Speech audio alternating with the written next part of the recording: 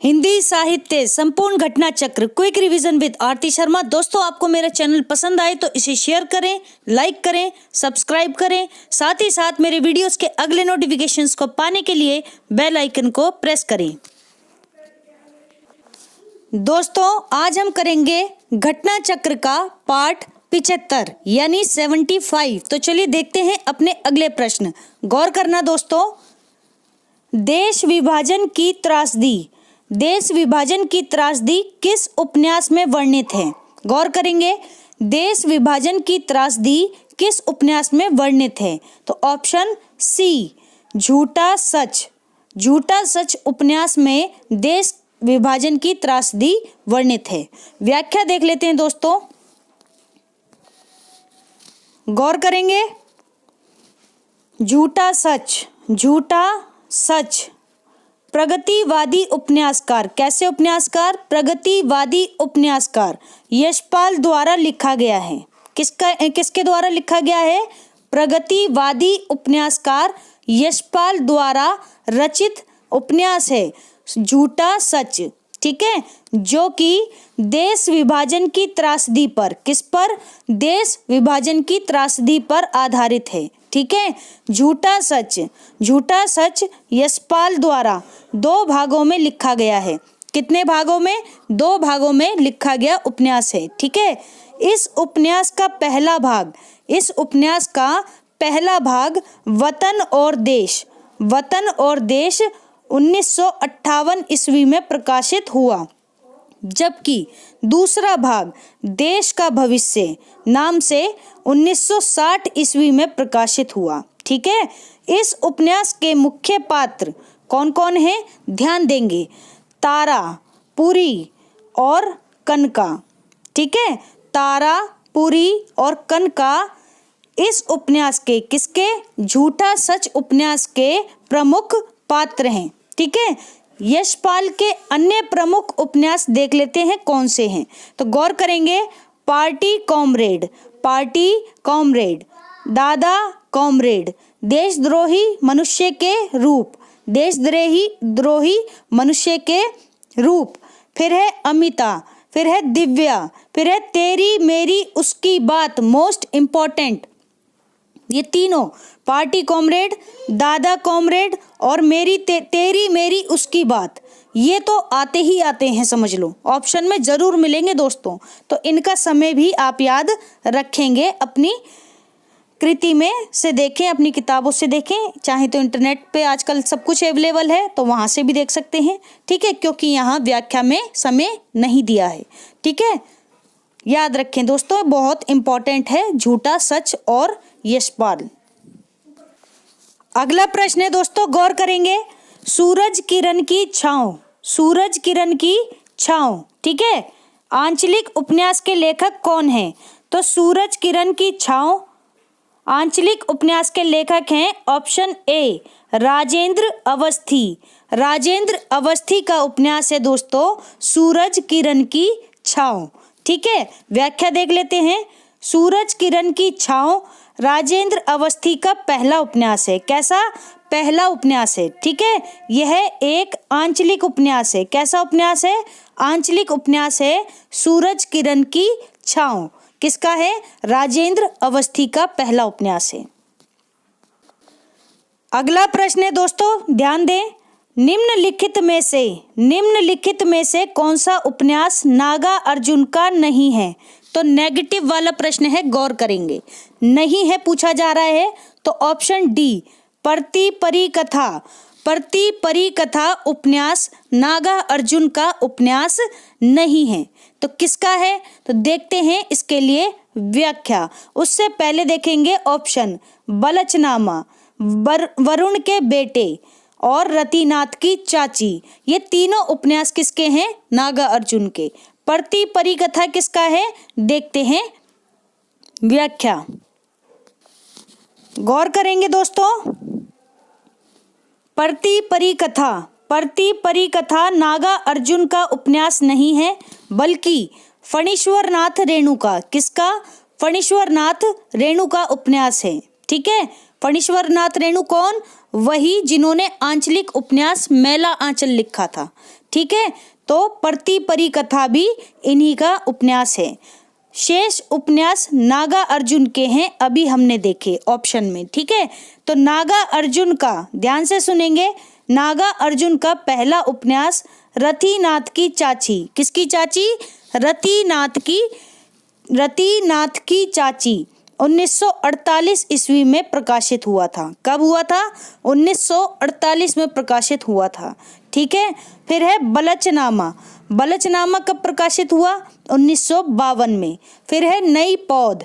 नई पौध कब प्रकाशित हुआ? 1953 में। फिर है दोस्तों बाबा बटेश्वर नाथ। बाबा बटेश्वर नाथ ये कब आया? 1954 में। फिर है दोस्तों वरुण के बेटे। वरुण के बेटे उपन्यास आया 1957 में। फिर है दुख मोचन। दुख मोचन कब आया? ये भी सेम ईयर 1957 में ही आया। इसके बाद है दोस्तों कुंभी पाक। कुंभी पाक कब आया? 1960 में, 1960 में आया कुंभी पाक। फिर है हीरक जयंती। हीरक जयंती 1961 में। कब? 1961 में। ठीक है, फिर है दोस्तों उग्र तारा। उग्र तारा कब आया? 1963 में आया उग्र तारा। इसके बाद है दोस्तों इमरतिया। इमरतिया कब आया? 1968 में, 1968 में आया इमरतिया। इसके बाद है दोस्तों पारो। पारो कब आया? 1975 में आया पारो। ठीक है, फिर है गरीबदास। गरीबदास कब आया? 1979, 1979 में आया गरीबदास, 1979। तो ये सभी प्रमुख उपन्यास हैं किसके? ध्यान रखेंगे नागार्जुन के। सही है ना? जिसमें से ध्यान दें रतिनाथ की चाची, बलचनामा, नई पौध, बाबा बटेश्वर नाथ, वरुण के बेटे, दुख मोचन, ये जो हैं बहुत ज़्यादा इम्पॉर्टेंट हैं। वरुण के बेटे भी ऑप्शन में आपको मिलेगा ही मिलेगा। ठीक है, अब ये है कि पैटर्न बदल गया है, तो पुरानी चीज़ें पूछना बंद कर दिया है। तो क्या होगा कि जो पहले उपन्यास पूछे गए हैं वो नहीं पूछे जा रहे, और क्या है कि उनके अलावा जो अब ये नए उपन्यास हैं वो पूछे जा रहे हैं। यानी कि जो मेन थे अब उन पर ध्यान कम दे रहे हैं, जो नहीं पूछे जा रही चीज़ें उन पर ज़्यादा। तो ध्यान रखना कि जो चीज़ें पूछ ली उनको तो आपको करना ही है, इसके अलावा जो नहीं किया है उस पर आप ज़्यादा ध्यान देंगे। ठीक है, गौर करना ज़रा। तो देखते हैं अगला प्रश्न। अगला प्रश्न है दोस्तों, गौर करेंगे सांप्रदायिक समस्या पर। किस पर? सांप्रदायिक समस्या पर लिखा गया उपन्यास कौन सा है? तो इसका सही उत्तर है ऑप्शन ए, तमस। तमस उपन्यास सांप्रदायिक समस्या पर लिखा गया उपन्यास है। ठीक है, व्याख्या देख लेते हैं। गौर करेंगे व्याख्या पर दोस्तों, बहुत ही इंपॉर्टेंट है तमस भी। ठीक है, तो तमस भीष्म साहनी। गौर करेंगे दोस्तों, तमस भीष्म साहनी का, किसका? भीष्म साहनी का सांप्रदायिक समस्या पर लिखा गया उपन्यास है। अभी हमने पढ़ा, जिसमें भारत विभाजन के पूर्व हिंदू मुस्लिम दंगों का जायजा लिया गया है। ध्यान से सुने, जिसमें भारत विभाजन के पूर्व यानी जब भारत विभाजन हुआ था उससे पहले की स्थिति बता रहे हैं कि उस समय, जिस समय विभाजन हो रहा था उस समय, उससे पहले जो स्थिति बनी थी हिंदू मुस्लिम दंगों की, तो उसका जायजा लिया गया है। ठीक है, यह 2 भागों में है। कितने भागों में? 2 भागों में है। पहले भाग में शहरी दंगों की डॉक्यूमेंट्री है, यानी शहरी दंगों की डॉक्यूमेंट्री है। किसमें? तमस के पहले भाग में। फिर दूसरे भाग में एक परिवार के माध्यम से गांव के दंगों का चित्रण है। किसके? गांव के दंगों का भी चित्रण इसमें एक परिवार के माध्यम से किया गया है। तो इनके अन्य उपन्यास देख लेते हैं। तो तमस के बारे में हमने चर्चा कर ली। तमस बहुत ही महत्वपूर्ण उपन्यास है। इनके अन्य उपन्यास किनके? भीष्म साहनी के। देख लेते हैं कौन से हैं। तो गौर करेंगे दोस्तों, बसंती, बसंती, कुंती, भाग्य रेखा है, भाग्य रेखा, कड़ियाँ, झरोखे, मैया दास की माड़ी। ठीक है, फिर से सुने, बसंती, कुंती, भाग्य रेखा, कड़ियाँ झरोखे मैयादास की माड़ी, ये इनके यानी भीष्म साहनी के अन्य उपन्यास हैं। ठीक है, तमस को तो आप याद ही कर लीजिए और एक मैयादास की माड़ी भी। ठीक है, ध्यान रखना, इंपॉर्टेंट है दोनों।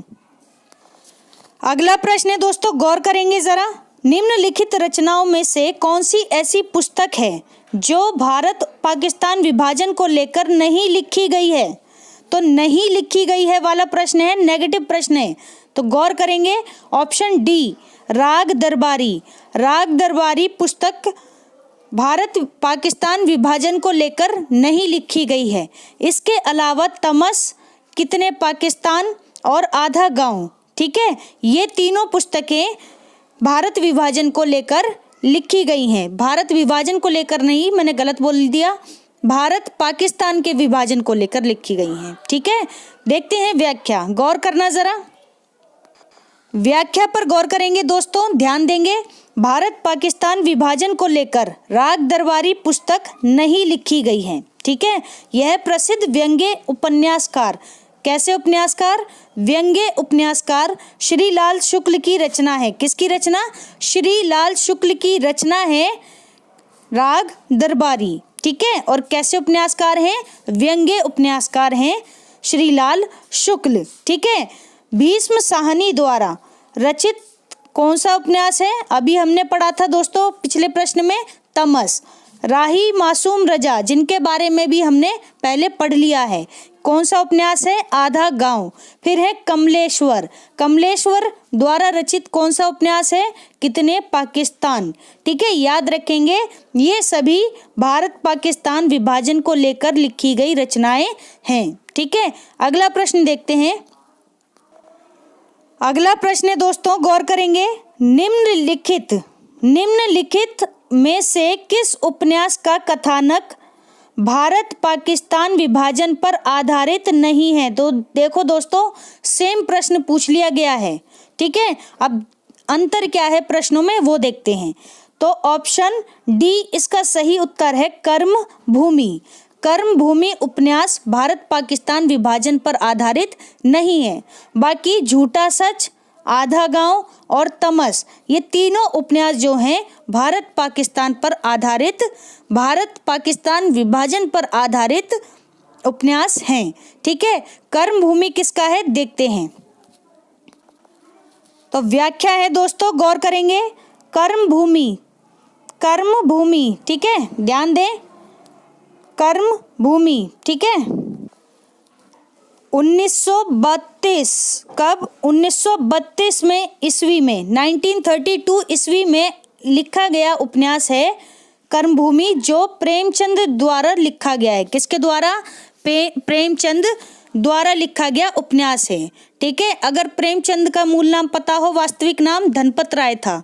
ठीक है, आगे देखते हैं। भारत पाकिस्तान विभाजन पर आधारित नहीं है, क्या?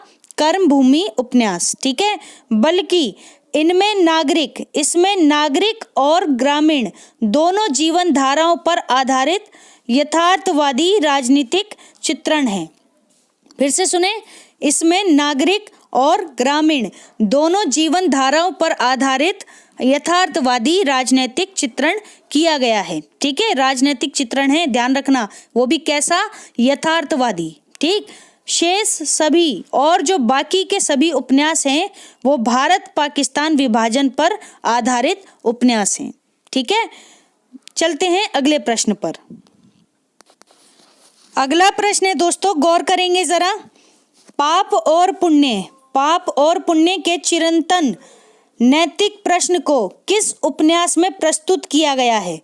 पाप और पुण्य के चिरंतन नैतिक प्रश्न को किस उपन्यास में प्रस्तुत किया गया है? तो ऑप्शन बी, चित्रलेखा उपन्यास में पाप और पुण्य के चिरंतन नैतिक प्रश्न को उपन्यास में प्रस्तुत किया गया है। ठीक है, टीजीटी परीक्षा 2013 में पूछा गया प्रश्न है ये, तो गौर करेंगे। व्याख्या देखते हैं दोस्तों, ध्यान से सुनना जरा। चित्रलेखा भगवती चरण वर्मा की औपन्यासिक कृति है। कैसी कृति है? औपन्यासिक कृति है चित्रलेखा। ठीक है। भगवती चरण वर्मा को उपन्यासकार के रूप में प्रतिष्ठित करने वाला उनका उपन्यास कौन सा है? चित्रलेखा। ठीक है, तो जो भगवती चरण वर्मा थे ना, उनको उपन्यासकार के रूप में प्रतिष्ठित करने वाली उनकी कृति कौन सी थी? चित्रलेखा थी। ठीक है, जिसमें पाप पुण्य के चिरंतन नैतिक प्रश्न को प्रस्तुत किया गया है। ठीक है, इनके अन्य प्रमुख उपन्यास भी देख लेते हैं। किनके? भगवती चरण वर्मा के। ठीक है, तो पतन, ध्यान से सुने, पतन, 3 वर्ष, टेढ़े मेढ़े रास्ते, मोस्ट इंपॉर्टेंट, आखिरी दांव, भूले बिसरे चित्र, मोस्ट इंपॉर्टेंट, फिर है रेखा, सच्ची सीधी बातें, फिर है सबई नचावत राम गोसाई, ये भी मोस्ट इंपॉर्टेंट। ठीक है, सबई नचावत राम गोसाई। तो फिर से सुने इनके अन्य उपन्यास कौन से हैं? पतन, 3 वर्ष, टेढ़े मेढ़े रास्ते, आखिरी दाव, भूले बिसरे चित्र, रेखा, सच्ची सीधी सच्ची बातें तथा सबई नचावत राम गोसाई। ठीक है, ये भगवती चरण वर्मा की महत्वपूर्ण कृतियां हैं, ध्यान रखें, उपन्यास हैं। अगला प्रश्न है दोस्तों, गौर करेंगे जरा। चित्रलेखा किसकी औपन्यासिक कृति है? तो ऑप्शन ए भगवती चरण वर्मा, भगवती चरण वर्मा की औपन्यासिक कृति है चित्रलेखा। ठीक है, ध्यान रखें, टीजीटी परीक्षा 2003 में पूछा गया ये प्रश्न है। तो दोस्तों, हमारा आज का ये वीडियो यहीं समाप्त होता है। Thanks for watching. अगर आपको मेरे वीडियोस पसंद आ रहे हैं तो इन्हें शेयर करें, लाइक करें, मेरे चैनल को सब्सक्राइब करें, साथ ही साथ मेरे वीडियोस के अगले नोटिफिकेशंस को पाने के लिए बेल आइकन को प्रेस करें। धन्यवाद दोस्तों।